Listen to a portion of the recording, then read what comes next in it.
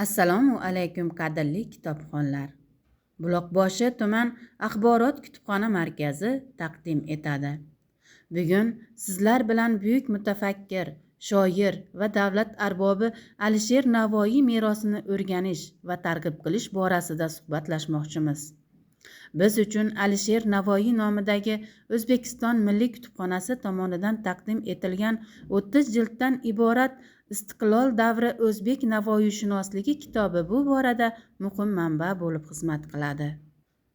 Alisher Navoiy nomidagi Toshkent davlat o'zbek tili va adabiyoti universiteti hamda O'zbekiston Fanlar akademiyasi o'zbek tili adabiyoti va folklori instituti ilmiy kengashlari tomonidan nashrga tavsiya etilgan. Ushbu kitob Alisher Navoiy ijodini o'rganish, uning g'oya va fikrlarini tahlil qilish, davr va madaniyatga ta'sirini anglashni o'rgatadi. Bu soha olimlari Navoiy hayoti, ijodi, adabiy merosi, falsafasi va tilshunoslikka qo'shgan hissasini chuqur tahlil qilib kelmoqdalar. Bizga tuhfa qilingan ushbu kitob Navoiy ijodiy yo'li haqida muhim ma'lumotlar beradi. Adabiy tahlillar orqali uning asarlariga ilmiy yondashuvni ko'rsatib beradi.